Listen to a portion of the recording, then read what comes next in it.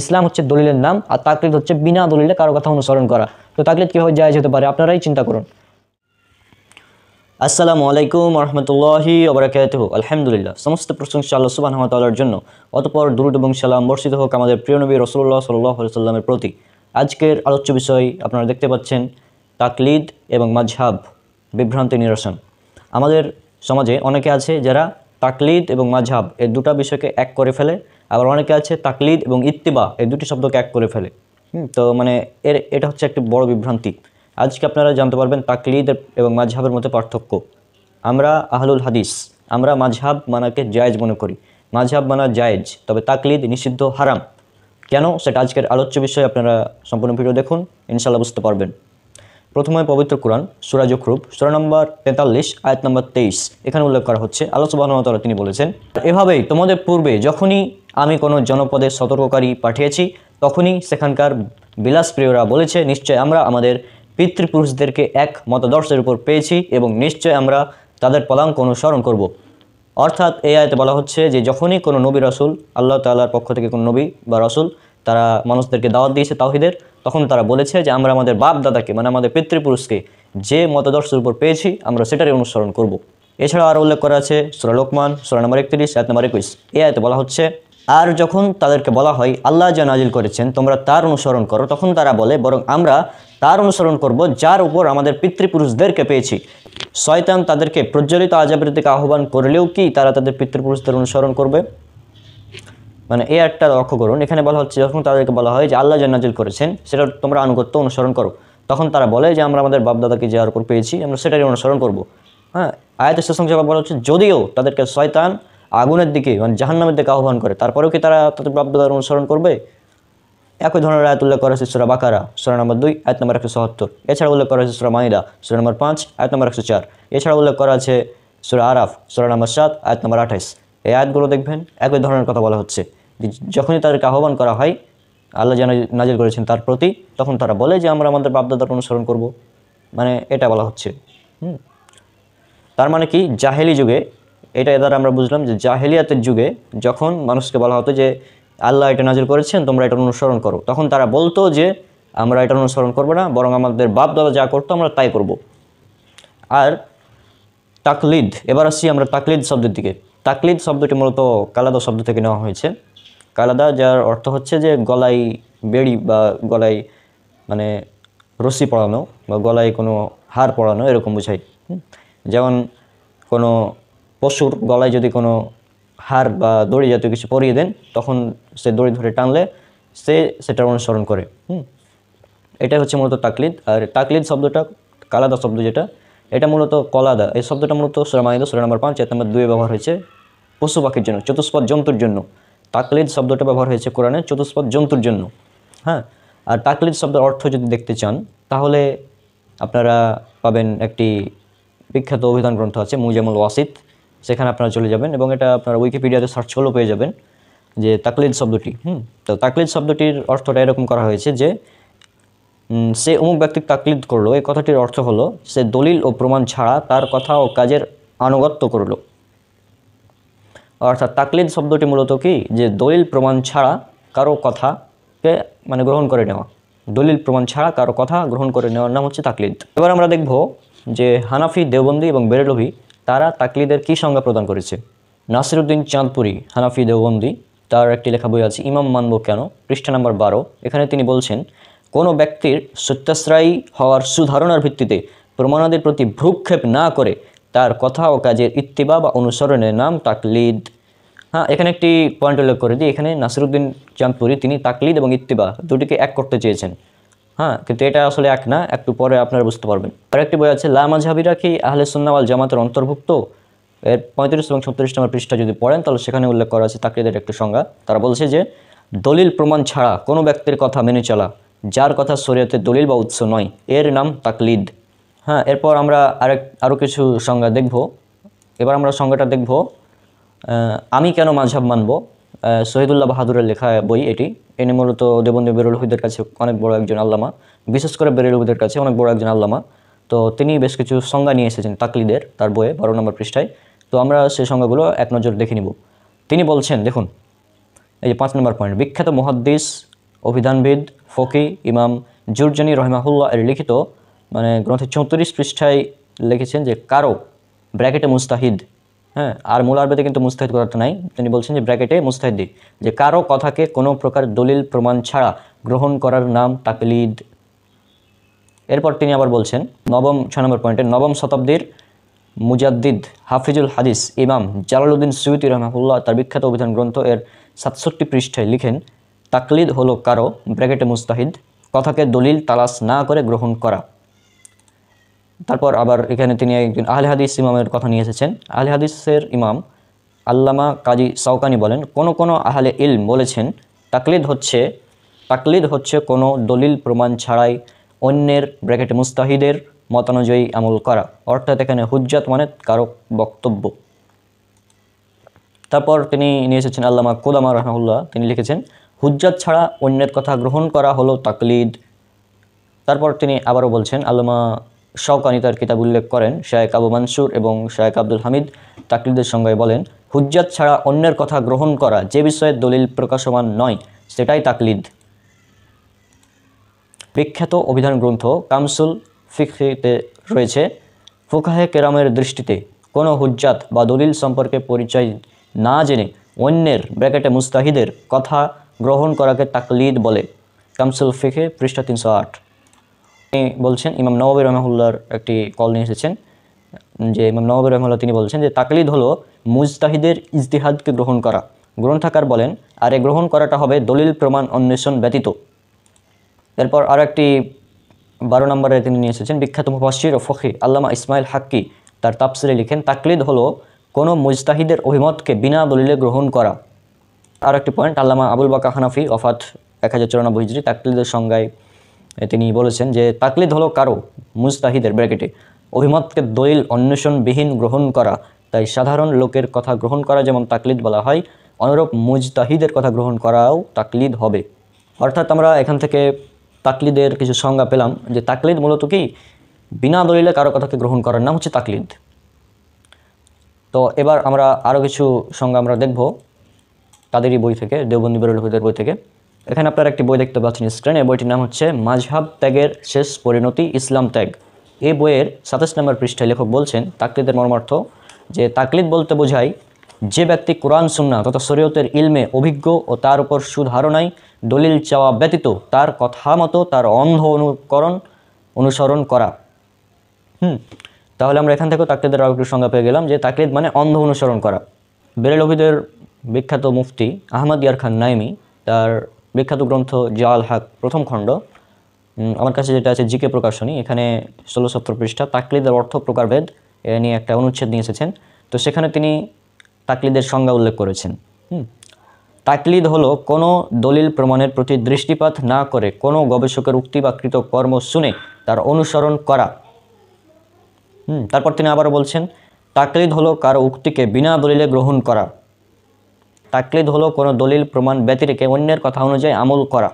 অর্থাৎ আমরা বুঝলাম, মানে দেওবন্দি এবং বেরেলভীদের নিকট তাকলিদ হচ্ছে অন্যের কথাকে বিনা দলিলে গ্রহণ করে নেওয়া, মানে একজন ব্যক্তির কথা বিনা দলিলে গ্রহণ করে নেওয়া, এটা হচ্ছে তাকলিদ। পর আর একটি বই আপনারা দেখতে পাচ্ছেন স্ক্রিনে, লা মাযহাবিদের প্রতারণা। এই বইয়ের 20 নম্বর পৃষ্ঠায় বলছেন লেখক যে তাকলিদের সংজ্ঞা দিতে গিয়ে বলছেন যে আল্লামা শাহেদ শরীফ জুরজানি রহমাহুল্লাহ বলেন, দলিল প্রমাণ ব্যতিরেকে কারো কথা মেনে নেওয়ার নামই হলো তাকলিদ। অর্থাৎ আমরা যে এতগুলো সংজ্ঞা দেখলাম তাদের বই থেকে, দেওবন্দি এবং বেরেলভীদের বই থেকে, যে তাকলিদ মূলত দলিল প্রমাণ ব্যতীত কারো কথাকে গ্রহণ করে নেওয়া। হানাফিদের আর একজন বড় আল্লামা আশরাফ আলী থানভী রহমাহুল্লাহ তিনি তার গ্রন্থে বলছেন যে তাকলিদ কাকে বলে, মানে তাকলিদ কি জানতে চেয়েছেন, তখন তিনি উত্তরে বলছেন যে দলিল ছাড়া উম্মতের কারো কথা মান্য করাকে তাকলিদ বলে। মানে দলিল ছাড়া কারো কথা যদি মান্য করা হয় বিনা দলিলে, সেটা হচ্ছে তাকলিদ। এটাও আল্লামা মানে আশরাফ আলী থানভী দেওবন্দি তিনি বলছেন। তাহলে আমরা মূলত তাকলিদ কি এটা বুঝে ফেলেছি। আর তাকলিদ কীভাবে করতে হবে, মানে ইমামের খেলাফ যদি কোনো সহিহ হাদিস চলে আসে, আপনি সহিহ হাদিস মানতে পারবেন না, আপনাকে ইমামের কথাই মানতে হবে। ইমামের খেলাফ যদি কোরআনের আয়াত চলে আসে, কোরআনের আয়াতও মানতে পারবেন না, আপনাকে ইমামের কথাই মানতে হবে। নাসিরউদ্দিন চাঁদপুরি তার লেখা একটি বই আছে যে ইমাম মানব কেন, পৃষ্ঠা নম্বর 40, তিনি কি বলছেন দেখুন। ইমাম মানব কেন, পৃষ্ঠা নম্বর 40 আপনার স্ক্রিনে দেখুন কি বলছেন, যে ইমাম মুজতাহিদের কথার খিলাফ কোনো হাদিস পেলে একজন সাধারণ আলিমের জন্যও ইমামের রায় ছেড়ে হাদিসের উপরে আমল করা জায়েজ নয়।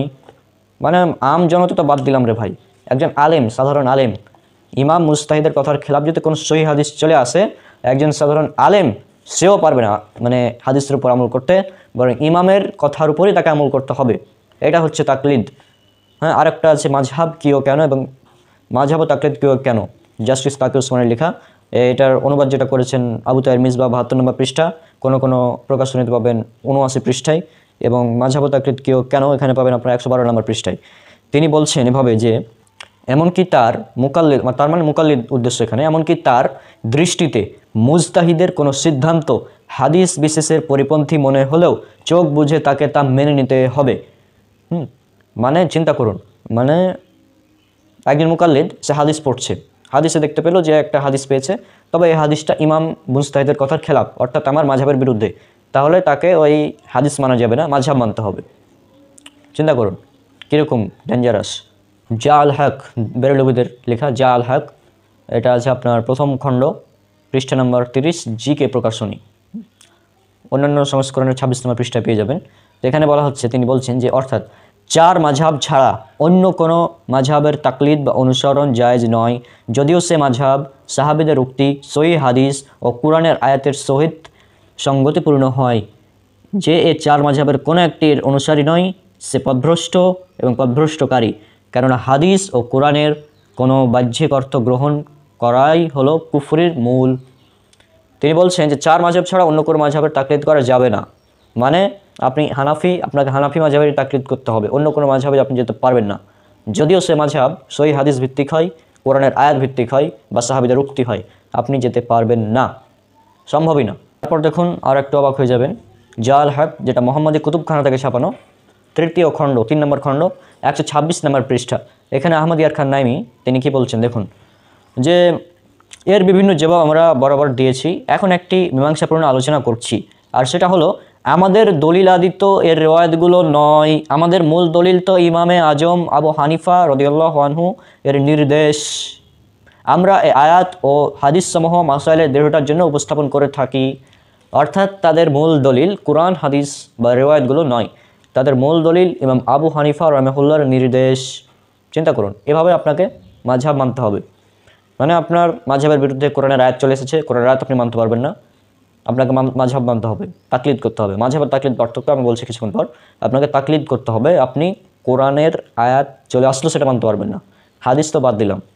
আর এদের এসব মানে যারা তাকলিদপন্থী তাদের জবাব দিতে গিয়ে শাহ ওয়ালিউল্লাহ মুহাদ্দিস দেহলভী রাহিমাহুল্লাহ, তিনি হানাফি, তিনি বলেছেন যদি এমন হয় যে রাসূলুল্লাহ সাল্লাল্লাহু আলাইহি সাল্লামের সহিহ সনদে কোনো হাদিস পৌঁছে যায় যার আনুগত্য করা আমাদের উপর ফরজ এবং তা মাযহাবী মতের পরিপন্থী, এই অবস্থায় যদি আমরা রাসূল সাল্লাল্লাহু আলাইহি সাল্লামের হাদিস ছেড়ে ইমামের ইজতিহাদি মত অনুসরণ করি, তাহলে আমাদের চেয়ে বড় জালিম আর কে হতে পারে?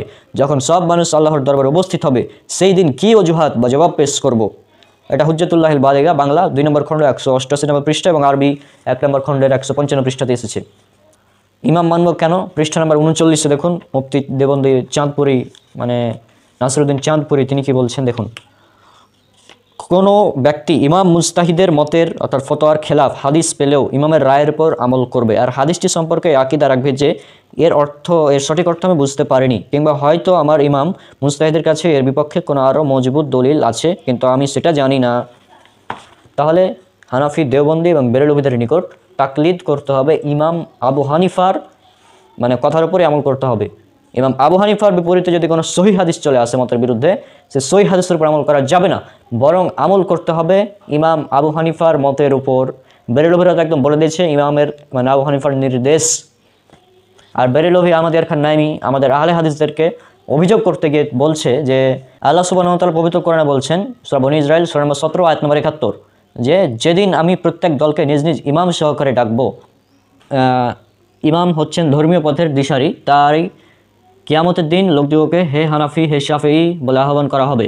এ থেকে বোঝা গেল কিয়ামতের দিন প্রত্যেক ব্যক্তিকে তার ইমামের সাথে ডাকা হবে হানাফি মতাবলম্বীগণ, হে মালিকি মাযহাবের অনুসারীগণ চলো। হ্যাঁ, এখন প্রশ্ন হলো যে ইমাম মানেনি তাকে কার সাথে নেওয়া হবে? এ সম্পর্কে সুফিয়ানে কিরাম রাহিমাহুল্লাহ বলেন যে যার ইমাম নেই তার ইমাম হলো শয়তান। অর্থাৎ আহমদ ইয়ারকান নাইমি তিনি বুঝেছেন এই আয়াতে ইমাম দ্বারা উদ্দেশ্য যে মাযহাবের ইমামগণ আবু হানিফা, শাফিঈ, মালিক, আহমদ বিন হাম্বল। কিন্তু তারা এটা বুঝেনি যে এই আয়াতে ইমাম বলতে মূলত নবীকে বোঝানো হয়েছে। আর এর জবাব আমরা কী দেবো ভাই? এর জবাব তো আজ থেকে অনেক বছর আগে আমাদের মানে যাকে একটা তাফসির আছে, তাফসিরে যে তাফসিরটা সকলের কাছে গ্রহণযোগ্য, তাফসিরে ইবনু কাসির, হানাফি দেওবন্দি বলেন, বেরেলভি বলেন, সবার কাছে এই তাফসিরটা গ্রহণযোগ্য। তো ভাই এই তাফসির ইবনু কাসির এই আয়াতের তাফসিরটা খুলে দেখবা। হ্যাঁ, এই সূরা বনী ইসরাইল 17 নম্বর সূরা 71 নম্বর আয়াতে তাফসিরে ইবনু কাসির রাহিমাহুল্লাহ তিনি কি বলছেন? তিনি বলেছেন যে কোন আহলে ইলমগণ বলেছেন যে এখানে এই আয়াত দ্বারা এই আয়াতে আহলে হাদিসদের অধিক মর্যাদা রয়েছে, কেননা আহলে হাদিসদের ইমাম হচ্ছেন স্বয়ং মুহাম্মদ সাল্লাল্লাহু আলাইহি ওয়াসাল্লাম। আলহামদুলিল্লাহ, আমাদের ইমাম মুহাম্মদ সাল্লাল্লাহু আলাইহি ওয়াসাল্লাম। আর এখানে ইমাম দ্বারা উদ্দেশ্য নবীগণ। এখানে যদি ইমাম দ্বারা উদ্দেশ্য মাযহাবের ইমামগণ হয়, তারপরে আমাদের ইমাম মুহাম্মদ সাল্লাল্লাহু আলাইহি ওয়াসাল্লাম। আর যদি এর দ্বারা উদ্দেশ্য নবীগণ হয়, তারপরে আমাদের ইমাম মুহাম্মদ সাল্লাল্লাহু আলাইহি ওয়াসাল্লাম। আলহামদুলিল্লাহ, আমরা সেফ আছি। তোমাদের প্রবলেম, কারণ ইমাম আবু হানিফা তো 100% নিষ্পাপ না, ইমাম শাফিঈ তো 100% নিষ্পাপ না, ইমাম মালিক তো 100% নিষ্পাপ না। তারা তো মানুষ। হ্যাঁ, একমাত্র অনুসরণযোগ্য ব্যক্তি হচ্ছে মুহাম্মদ সাল্লাল্লাহু আলাইহি ওয়াসাল্লাম। তাছাড়া কাউকে মানে অন্ধভাবে অনুসরণ করা যাবে না। আর মুহাম্মদ সাল্লাল্লাহু আলাইহি ওয়াসাল্লামকে অন্ধভাবে অনুসরণ করা মূলত তাকলিদ নয়। আর এটা কিন্তু আহমদ ইয়ারকান নাইমি তিনিও স্বীকার করে নিয়েছেন তার বইয়ে।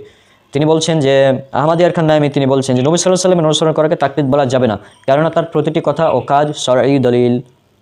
তাকলিদ কি এটা বুঝে ফেলেছি। আর তাকলিদ কীভাবে করতে হবে, মানে ইমামের খেলাফ যদি কোনো সহিহ হাদিস চলে আসে, আপনি সহিহ হাদিস মানতে পারবেন না, আপনাকে ইমামের কথাই মানতে হবে।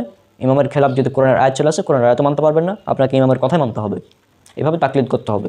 মূলত তাকলিদ হচ্ছে অন্ধ অনুসরণ, একেবারে অন্ধ অনুসরণ। আর হাফেজ ইবনে আব্দুল বার তার জামে বাইনুল ইলম ওয়াল ফাজলিহি তার গ্রন্থের আপনার 2 নম্বর খণ্ডে 217-18 পৃষ্ঠায় একটা অনুচ্ছেদ নিয়ে এসেছেন যে তাকলিদের অপকারিতা ও তার নাকচ হওয়া এবং তাকলিদ ও ইত্তিবার মধ্যে পার্থক্য নামে একটা অনুচ্ছেদ নিয়ে এসেছেন। হাফেজ ইবনে বার রাহিমাহুল্লাহ তিনি বলছেন যে শরীয়তের তাকলিদ অর্থ হলো এমন কথার দিকে প্রত্যাবর্তন করা যে কথার উপর বক্তার কোনো দলিল নেই, আর এটি শরীয়তে নিষিদ্ধ, এবং ইত্তিবা হলো যার উপর দলিল সাব্যস্ত হয়েছে। অর্থাৎ তাকলিদ এবং ইত্তিবার মধ্যে পার্থক্য হচ্ছে যখন দলিল চলে আসবে এটা হচ্ছে ইত্তিবা, আর যখন দলিল নাই ওটা তাকলিদ। আশা করছি এই বিষয়টা আপনারা ক্লিয়ার হয়েছেন যে যেখানে দলিল আছে এটা ইত্তিবা, দলিল নাই ওটা তাকলিদ। তো তাকলিদ এবং ইত্তিবার মধ্যে যখন পার্থক্য আপনারা বুঝে গিয়েছেন যে তাকলিদ মূলত দলিলবিহীন আমল। আল্লাহ পবিত্র কোরআনে বলছেন, এটা উল্লেখ করেছে সূরা বাকারা সূরা নম্বর 2 আয়াত নম্বর 111, যে আর তারা ইয়াহুদি এবং নাসারা তারা বলে, মানে ইহুদি এবং নাসারা, ইহুদি এবং খ্রিস্টান তারা বলে যে ইহুদি এবং খ্রিস্টান তারা ছাড়া কেউ জান্নাতে প্রবেশ করবে না। আল্লাহ বলছেন যে এটা তাদের মিথ্যা আশা। বলো তোমরা তোমাদের প্রমাণ নিয়ে আসো, কুল হাতু বুরহানাকুম, তোমরা তোমাদের দলিল নিয়ে আসো যদি তোমরা সত্যবাদী হয়ে থাকো। আল্লাহ সুবহানাহু ওয়া তাআলা বলছেন কুল হাতু বুরহানাকুম ইন কুনতুম সাদিকিন, তোমরা দলিল নিয়ে আসো যদি তোমরা সত্যবাদী হয়ে থাকো। অর্থাৎ ইসলাম হচ্ছে দলিলের নাম। আল্লাহ পবিত্র কোরআনে আরও বলছেন, উল্লেখ করা আছে সূরা বনী ইসরাইল সূরা নম্বর 17 আয়াত নম্বর 36, আর যে বিষয়ে তোমার জ্ঞান নেই তোমরা সেটা অনুসরণ করো না। আল্লাহ সুবহানাহু ওয়া তাআলা বলছেন পবিত্র কোরআনে সূরা মুহাম্মদ সূরা নম্বর 47 আয়াত নম্বর 19, হ্যাঁ, আল্লাহ সুবহানাহু ওয়া তাআলা বলছেন জ্ঞান অর্জন করো, জেনে নাও আমি তোমাদের এক ইলাহ আল্লাহ। অর্থাৎ প্রথমে জ্ঞান অর্জন করতে বলা হয়েছে। অর্থাৎ ইসলাম এটা হচ্ছে দলিলের নাম। অপরদিকে তাকলিদের যে বৈশিষ্ট্য সেটা হচ্ছে বিনা দলিলে কারো কথা গ্রহণ করা। তো তাকলিদ কীভাবে জায়েজ হতে পারে? তাকলিদ বিনা দলিলে গ্রহণ করার নাম, আর ইসলাম দলিলের নাম। ইসলামে আছে ইত্তিবা, আর তাকলিদ এটা হচ্ছে জাহেলিয়াত, মানে জাহেলিয়াতের যুগে যে বাপ দাদাদের অনুসরণ বলতো না, তাকলিদ মূলত জাহেলিয়াত, আর ইসলাম হচ্ছে ইত্তিবার নাম, দলিলের নাম। ইসলাম হচ্ছে দলিলের নাম, আর যখনই কোনো মাসালার দলিল চলে আসবে ওটা হচ্ছে ইত্তিবা। আর যখন কোনো মাসালায় কোনো দলিল নাই, দলিল প্রমাণবিহীন আমল, ওটা হচ্ছে তাকলিদ। না ওই দলিল জানি না, এমনকি দলিল জানার প্রয়োজনও নাই, আজীব ব্যাপার। অথচ ইমামগণ কি বলেছেন? আমার কাছে আছে, আপনারা দেখতে পাচ্ছেন, এটা ইমাম আবু হানিফা রাহিমাহুল্লাহ লেখা বই আল ফিকহুল আকবর। যদিও এটা নিয়ে মতভেদ আছে যে এটা আসলেই আবু হানিফার লেখা কি না, তারপরেও হানাফিরা মানে এটা আবু হানিফার একটা গ্রন্থ আছে লেখা আল ফিকহুল আকবর। তারা খুব গর্ব করে বলে যে আমাদের ইমাম আবু হানিফা রাহিমাহুল্লাহ তিনি আকিদার উপর সর্বপ্রথম বই লিখেছেন আল ফিকহুল আকবর, খুব গর্ব করে বলে এই বইটা নিয়ে। তো আল ফিকহুল আকবরে আপনারা এটা যেটা ডক্টর খন্দকার আব্দুল্লাহ জাহাঙ্গীর রাহিমাহুল্লাহর অনুবাদ, তো এটার আপনারা পাবেন 107, মাযহাব ও তাকলিদ, এই অনুচ্ছেদটা আপনারা পড়বেন, তাহলে বুঝবেন যে তাকলিদের কতটা বিরোধী ছিলেন আবু হানিফা, মানে কথা অনুযায়ী, বইয়ের কথা অনুযায়ী। আমি জাস্ট পড়ে শোনাচ্ছি, আপনারা দেখুন। এখানে একদিন আলিম গবেষকদের জন্য ইজতিহাদি মাসাইলে ইমামের সব কথা নির্বিচারে গ্রহণ করা ও নির্বিচার তাকলিদ করার ব্যাপারে ঘোর আপত্তি করতেন ইমাম আবু হানিফা। এবং ইয়াহিয়া ইবনু মাইন তার তারিখ গ্রন্থে তার উস্তাদ আবু নোয়াইম ফাদাল ইবনু দুকাইন এর নিম্নে বক্তব্য উল্লেখ করেছেন। যে এখানে একটি ঘটনা উল্লেখ করা আছে যে একদিন আবু ইউসুফকে ইমাম আবু হানিফা তিনি বললেন যে ইয়াকুব, তোমার কপাল পুরুক, আমার থেকে যা কিছু শোনো সব লিখো না, কারণ আমি আজ একটি বিষয় সঠিক মনে করি কিন্তু আগামীকাল তা পরিত্যাগ করি, আবার আগামীকাল যে মত গ্রহণ করব পরশু তা পরিত্যাগ করব। হ্যাঁ, তার মত গ্রহণ বা তাকলিদ বিষয়ে ইমাম আবু হানিফা রাহিমাহুল্লাহ বলতেন, এ হলো নুবান ইবনে সাবিত, অর্থাৎ তার নিজের মত। আমাদের ক্ষমতা ও সাধ্যের মধ্যে আমরা এ মতটি সবচেয়ে ভালো মনে করেছি।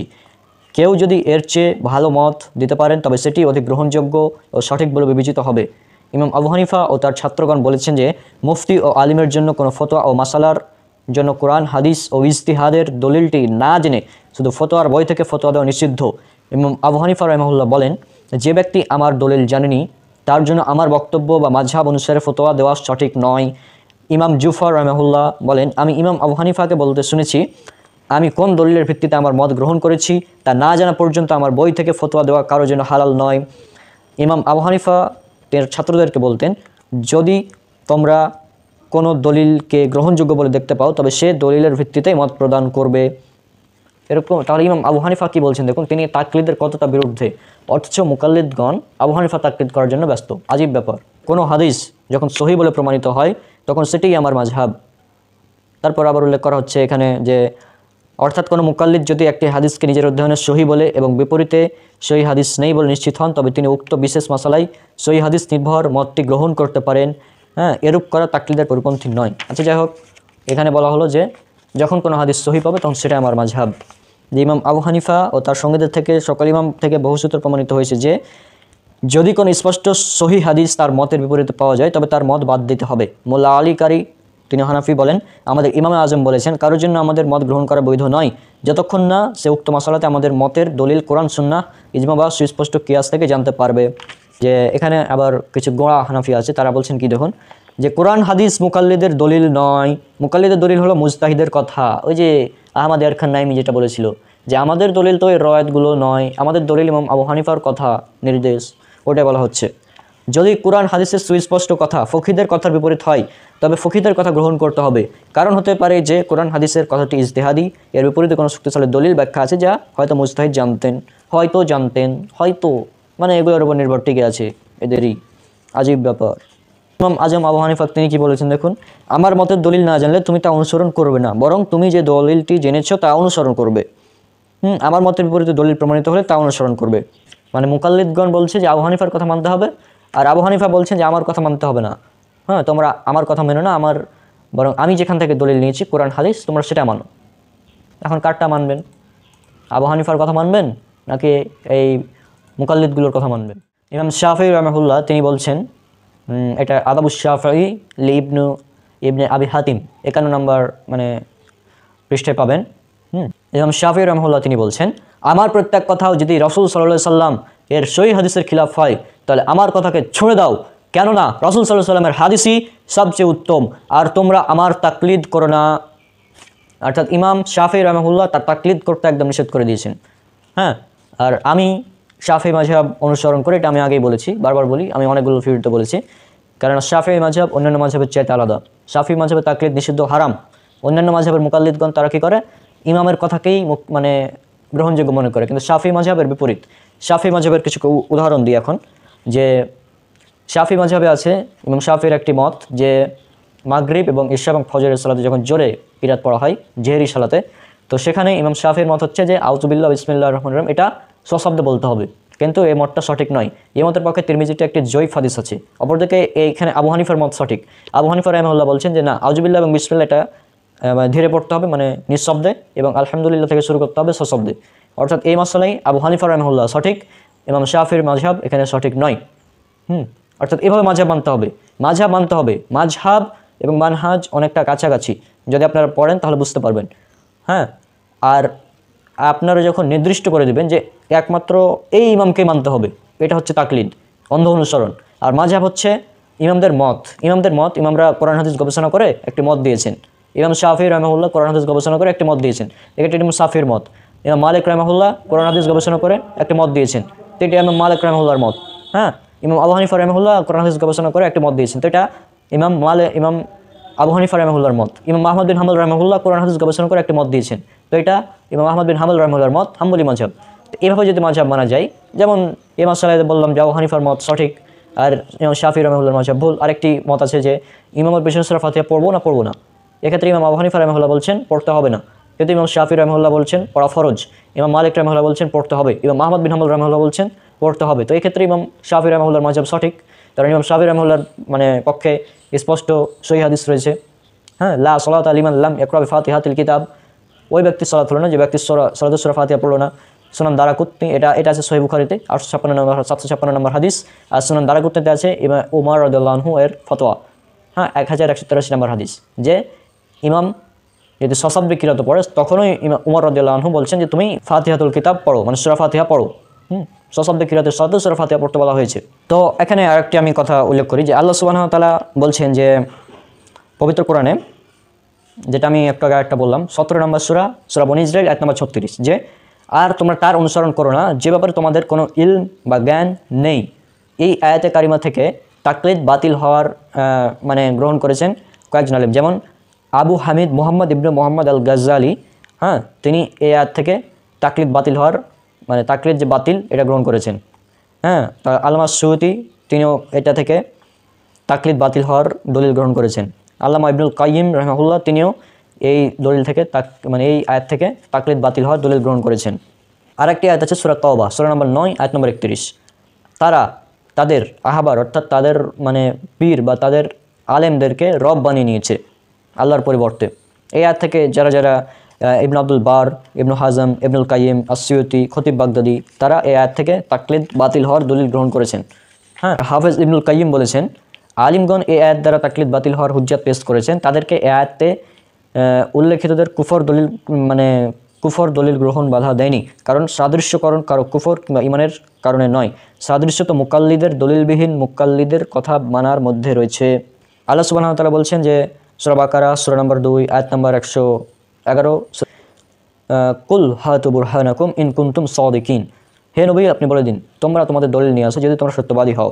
এই আয়াত থেকে ইবনু হাজম, ইয়াল গাজালি, আসসিয়ুতি তারাও তাকলিদ বাতিল হওয়ার দলিল গ্রহণ করেছেন, অর্থাৎ এই আয়াত থেকে তারা তাকলিদকে বাতিল হওয়ার দলিল গ্রহণ করেছেন। অর্থাৎ আমরা যে আয়াতগুলো উল্লেখ করলাম, 3টি আয়াত উল্লেখ করলাম, এই 3টি আয়াত থেকে সালাফগণ তারা তাকলিদ বাতিল হওয়ার দলিল গ্রহণ করেছেন। আর হুজ্জাতুল্লাহিল বালিগা 2 নম্বর খণ্ড 183-184 পৃষ্ঠা বঙ্গানুবাদ, যেটা সেখানে উল্লেখ করা আছে, হাফিজ ইবনু হাজম রাহিমাহুল্লাহ বলেছেন যে তাকলিদ অর্থাৎ 4 মাযহাবের তাকলিদ হিজরি 4th শতাব্দীতে সৃষ্টি হয়েছে। হিজরি 4th শতাব্দীতে সৃষ্টি হয়েছে। তারপর তিনি আরও বলেছেন তার রিসালা 1 নম্বর রিসালাতুল বাহিরা, এবং এটা আহলে হাদিস একটি বৈশিষ্ট্যগত নাম 117 নম্বর পৃষ্ঠা থেকে আপনারা দেখতে পাচ্ছেন।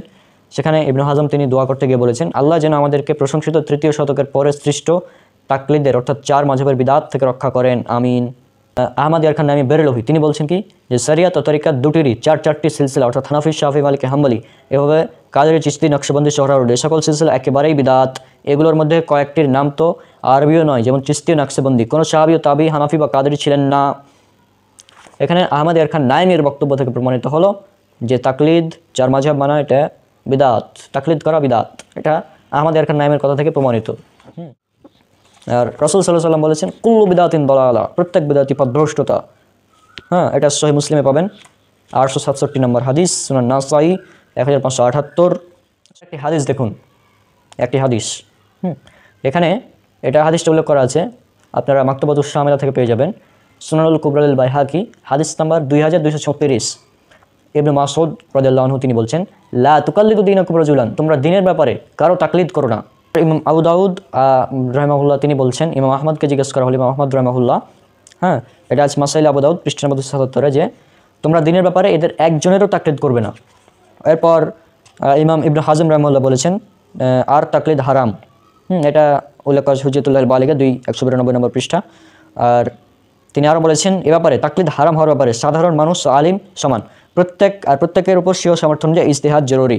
ইমাম আবু জুফার তহাবি হানাফি রাহিমাহুল্লাহ তিনি বলেন যে গোঁড়া ও নির্বোধ ছাড়া কেউ তাকলিদ করে কি, 105 নম্বর পৃষ্ঠা লিসানুল মিজান 1 নম্বর খণ্ডে 280 নম্বর পৃষ্ঠাতে। জাইলাই হানাফি রাহিমাহুল্লাহ তিনি বলেছেন আর মুকাল্লিদ ভুল করে এবং মুকাল্লিদ জাহিল হয়। নাজবুর রায়হা 1 নম্বর খণ্ডে 219 নম্বর পৃষ্ঠা। হ্যাঁ, আইনি হানাফি রাহমাহুল্লাহ বলেছেন মুকাল্লিদ ভুল করে এবং মুকাল্লিদ জাহিল হয়, আর সকল কিছুর বিপদ আছে তাকলিদ থেকে।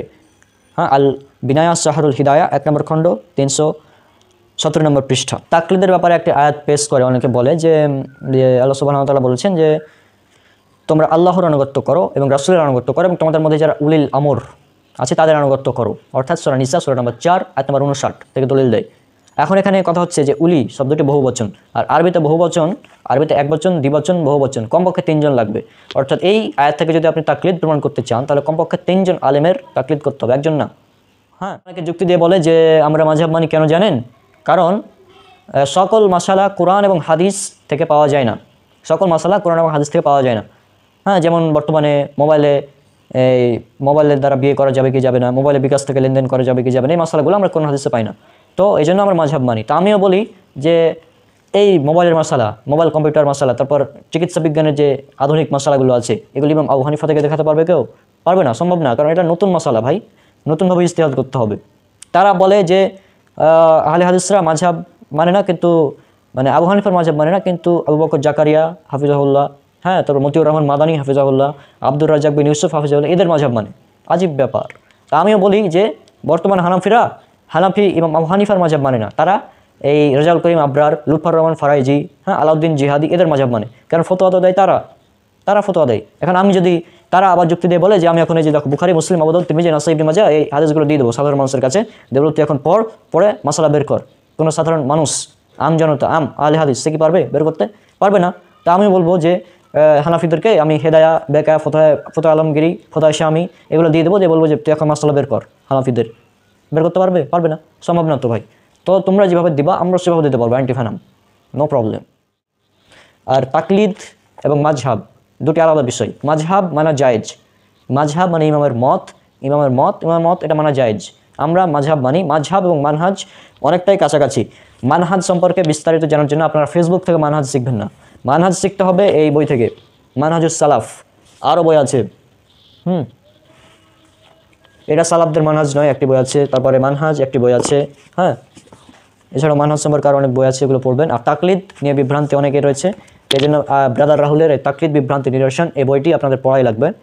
এই বইটি পড়লে একদম তাকলিদ নিয়ে যত ধরনের বিভ্রান্তি থাকবে একদম ক্লিয়ার হয়ে যাবে ইনশাআল্লাহ।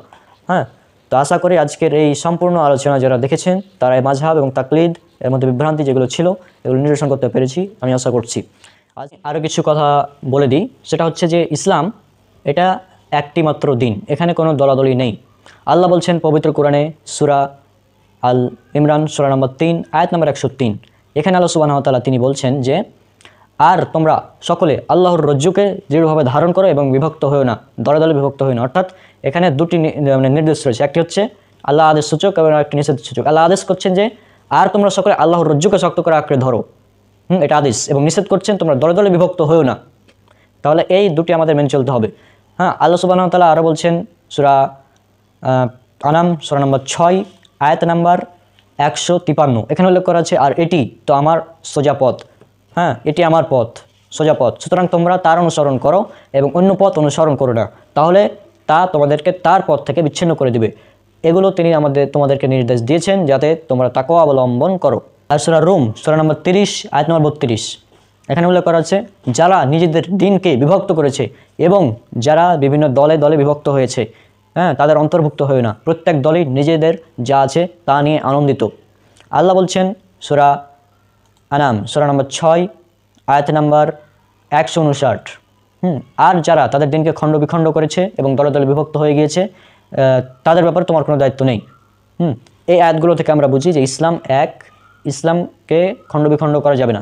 আর সূরা নিসা সূরা নম্বর 4 আয়াত নাম্বার 115 উল্লেখ করা আছে আর যে রাসূলের বিরুদ্ধাচরণ করে তার জন্য হিদায়াত প্রকাশ পাওয়ার পর এবং মুমিনদের পথের বিপরীত পথ অনুসরণ করে আমি তাকে ফেরাবো যেদিকে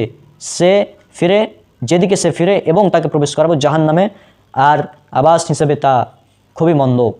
তাহলে এই আয়াতগুলো থেকে আমরা বুঝলাম যে আমাদের রাসূল সাল্লাল্লাহু আলাইহি ওয়াসাল্লাম যে পথ নির্দেশনা দিয়েছেন সে পথ অনুসরণ করতে হবে। সূরা নিসা সূরা নম্বর 4 আয়াত নম্বর 65 উল্লেখ করা আছে তোমার রবের কসম যদি তোমাদের মধ্যে সৃষ্ট বিবাদের ব্যাপারে তারা তোমাকে নেতা হিসেবে গ্রহণ না করে তবে তারা কখনোই মুমিন হতে পারবে না। সূরা নিসা সূরা নম্বর 4 আয়াত নম্বর 59 আল্লাহ সুবহানাহু ওয়া তাআলা বলছেন, তোমরা আনুগত্য করো আল্লাহর এবং আনুগত্য করো রাসূলের এবং তাদের যারা তোমাদের মধ্যে উলিল আমর রয়েছে। আর যদি তোমাদের মধ্যে কোনো মতপার্থক্য হয় তাহলে সে কথাকে ফিরিয়ে দাও আল্লাহ এবং রাসূলের দিকে, যদি তোমরা আল্লাহ ও পরকালের প্রতি বিশ্বাসী হয়ে থাকো। তার এই আয়াতগুলো থেকে স্পষ্ট আমাদের কোরআন এবং সুন্নাহ এবং মুমিনদের পথ অর্থাৎ সাহাবী তাবেঈন এর পথ অনুসরণ করতে হবে। সহিহ বুখারী হাদিস নম্বর 2652। এখানে আল্লাহ রাসূল সাল্লাল্লাহু আলাইহি ওয়াসাল্লাম বলছেন, সর্বোত্তম যুগ হচ্ছে আমার যুগ এবং এর পরে যারা তার নিকটবর্তী এবং তারপর যারা তার নিকটবর্তী, অর্থাৎ প্রথম 3 যুগ এর অনুসরণ করতে হবে। সুনান আবু দাউদ হাদিস নাম্বার 4607। আল্লাহ রাসূল সাল্লাল্লাহু আলাইহি ওয়াসাল্লাম তিনি বলছেন, অচিরেই তোমরা অনেক বড় বড় মতভেদ দেখতে পাবে, তখন তোমরা আমার সুন্নাত এবং আমার খোলাফায়ে রাশিদিনের সুন্নাতকে আঁকড়ে ধরবে, মাড়ির দাঁত দিয়ে শক্ত করে কামড়ে রাখতে ধরবে। আর সাবধান প্রত্যেকটি নব আবিষ্কার সম্পর্কে, কেননা প্রত্যেকটি নব আবিষ্কার হচ্ছে বিদাত। আর সুনান নাসাই হাদিস নাম্বার 1978, সহিহ মুসলিম 867 নম্বর হাদিস। আল্লাহ রাসূল সাল্লাল্লাহু আলাইহি ওয়াসাল্লাম তিনি বলছেন, কুল্লু বিদাতিন দলালা ওয়া কুল্লু দলালাতিন ফিন্নার, প্রত্যেক বিদাতি গুমরাহি, প্রত্যেক গুমরাহের পরিণাম জাহান্নাম। আর আল্লাহ রাসূল সাল্লাল্লাহু আলাইহি ওয়াসাল্লামের একটি ভবিষ্যৎবাণী আছে যে আমার উম্মত বিভক্ত হবে 73 দলে, 72 দল জাহান্নামে যাবে, একটি দল ছাড়া। এটা আছে মিসকাত হাদিস নাম্বার 171। এছাড়াও আছে তিরমিজি 2641 নম্বর হাদিসে এটি উল্লেখ করা আছে। তাহলে আমরা বুঝলাম যে ইসলামের দলে দলে বিভক্ত হওয়া যাবে না, ইসলাম একটি অখণ্ড বিভক্ত। এখন একটা উদাহরণ দিই, একজন অমুসলিম সে ইসলাম গ্রহণ করলো, এখন সে কোন মাযহাব মানবে? হানাফিরা বলবে আমাদের মাযহাব মানো, শাফিঈরা বলবে আমাদের মাযহাব মানো, হাম্বলীরা বলবে আমার মাযহাব মানো, মালিকিরা বলবে আমাদের মাযহাব মানো। সে এখন কোন মাযহাব মানবে আপনি বলেন তো? হ্যাঁ, এবং একটি ঘটনা ঘটেছিল জাপানে একবার, যে একদল লোক তারা ইসলাম গ্রহণ করতে চাইলো অমুসলিম, কিন্তু ওখানকার যারা স্থায়ী ছিল মাযহাবী তারা বলছে, তারা নিজের মাযহাবের দিকে ডাকছে। কে বলছে তোমরা হানাফি মাযহাবের দিকে আসো, হ্যাঁ, কে বলছে তোমাদের উচিত শাফি মাযহাব গ্রহণ করা, কে বলছে মালিকি। আর এটা নিয়ে একটা বই লিখেছিলেন আমাদের শায়েখ, মানে তাদের জবাবে সে জাপানিরা তাকে প্রশ্ন করেছিল যে মুসলিমরা কি মাযহাব মানে 4 মাযহাবের কোনো একটি অনুসরণ করতে বাধ্য? তো এর জবাব দিতে গিয়ে মোহাম্মদ সুলতান আল মুসামি আল খুন্দাজি আল মাক্কি তিনি এই বইটি লিখেছিলেন, যেটার সম্পাদনা করেছেন আকরামুজ্জামান বিন আব্দুস সালাম এই বইটি। হ্যাঁ, তো এই বইটিতে ঘটনাটি উল্লেখ করা আছে যে তারা বিভ্রান্ত, মানে তারা যখন দেখলো যে মাযহাব মানতে হবে তখন তারা ইসলাম গ্রহণ করা থেকে গ্রহণ করবে না এরকম হয়ে গেল, যে 4টা মাযহাব আমরা কোনটা মানবো এখন, মানে তারা বিভ্রান্ত হয়ে গেছিল। এখন আপনাকেও আমি এই প্রশ্নটা করি, একজন অমুসলিম সে ইসলাম গ্রহণ করলো, সে এখন কোন মাযহাব মানবে? আপনি বলবেন যে বাংলাদেশ যেহেতু হানাফি মাযহাবের সংস্কারী বেশি, সুতরাং হানাফি মাযহাব মানবে। তো এখন কথা হলো, ঠিক আছে ভাই, হানাফি মাযহাব মানলো, ভালো কথা। এখন হানাফিদের মধ্যে আবার অনেকগুলো ভাগ, দেওবন্দি আর বেরেলভি, কোনটা হবে? দেওবন্দি হবে না বেরেলভি হবে? আবার যদি বলেন যে দেওবন্দি বেশি তাহলে দেওবন্দি হবে। তো দেওবন্দির মধ্যে আবার 2টা ভাগ, দেওবন্দি হায়াতি আর দেওবন্দি মামাতি। এখন কোনটা হবে? বিপদ, বেচারা বিপদে। তা দেওবন্দি হলো, ভালো কথা। তারপর আবার বলবে যে এখন তো পীর ধরতে হবে, পীর ধরা ফরজ, কেউ কেউ বসে বলবে ওয়াজিব বলবে। এখন সে কোন পীর ধরবে? পীর তো অনেক পীরের তরিকা আছে, কোনটা ধরবে? তারপর আবার বলবে যে এটা করলে হবে না, তাবলিগ করতে হবে। তাবলিগ জামাত আবার 2 ভাগে বিভক্ত, একটা সাদপন্থী একটা জুবায়েরপন্থী। এখন সে কোন দিকে যাবে? এই ব্যাডগুলো যখন সে দেখবে তখন সে ইসলাম থেকেই, মানে ইসলামের প্রতি তার মানে মনোযোগ যেটা সেটা হারিয়ে যাবে, এটা আর থাকবে না। এই জন্য আমরা বলি ইসলাম ইসলামে কোনো দলাদলি নেই, ইসলামে কোনো ধরনের দলাদলি নেই। ইসলাম হচ্ছে একটি মাত্র ধর্ম, আমাদের মেনে চলতে হবে কোরআন এবং রাসূল সাল্লাল্লাহু আলাইহি ওয়াসাল্লামের সহিহ হাদিস। আতিউল্লাহ ওয়া আতিউর রাসূল, তোমরা আল্লাহর অনুসরণ করো এবং রাসূলের অনুসরণ করো, আল্লাহ এবং রাসূলের আনুগত্য করো, অর্থাৎ আমাদের রাসূল সাল্লাল্লাহু আলাইহি ওয়াসাল্লামের আনুগত্য করতে হবে। আর রাসূল সাল্লাল্লাহু আলাইহি ওয়াসাল্লামের আনুগত্য করতে হবে সহিহ হাদিসের মাধ্যমে। আর ইজমা এবং ইজতিহাদ, মুজতাহিদগণের ইজতিহাদ মেনে চলা, এটা আমাদের জন্য জরুরি। হ্যাঁ, যারা মুজতাহিদ ইমাম আছে তাদের আমরা ইজতিহাদ মানবো, তবে তাকলিদ করা যাবে না। আজকের আলোচনা বিষয় থেকে বুঝলেন যে তাকলিদ, একটা বিষয় লক্ষ্য করুন, তাকলিদ হচ্ছে ইমামের অন্ধ অনুসরণ, আর মাযহাব এটা হচ্ছে ইমামের মত। তো মাযহাব মানা জায়েজ, তাকলিদ করা হারাম। তাকলিদ যখন, মানে আপনি একটা ইমামের মাযহাব আপনি মানছেন, হ্যাঁ মানেন, সমস্যা নেই, কিন্তু যখন দেখছেন যে এর বিপরীতে সহিহ হাদিস চলে এসেছে, যেমন রফল ইয়াদাইন করা, উদাহরণটা দিই আমি, যে ইমাম আবু হানিফা বলছে রফল ইয়াদাইন করতে হবে না, কিন্তু শাফিঈ হাম্বলী বলছে রফল ইয়াদাইন করতে হবে। হ্যাঁ, তো এখন আর এটা সহিহ হাদিস আছে, সহিহ বুখারীতে আছে হাদিস 735 থেকে 739। এখন আপনি যদি দেখেন যে না হাদিস থাক, হাদিস মানবো না, ইমামের কথা মানতে হবে, এটা হচ্ছে তাকলিদ। অর্থাৎ হাদিস দেখার পরও আপনি মানবেন না, এটা তাকলিদ। হ্যাঁ, আর যখন আপনি হাদিস থেকে প্রত্যাবর্তন করবেন তখন ওটা হবে মাযহাব। মাযহাব এবং তাকলিদের মধ্যে পার্থক্য হচ্ছে এটা যে মাযহাব হয় ইত্তিবা করতে হবে, মাযহাব মানতে হবে দলিল সহ। মাযহাবের বিরুদ্ধে যদি সহিহ হাদিস চলে আসে, সহিহ হাদিস মানতে হবে, এটা ইমামের নির্দেশ।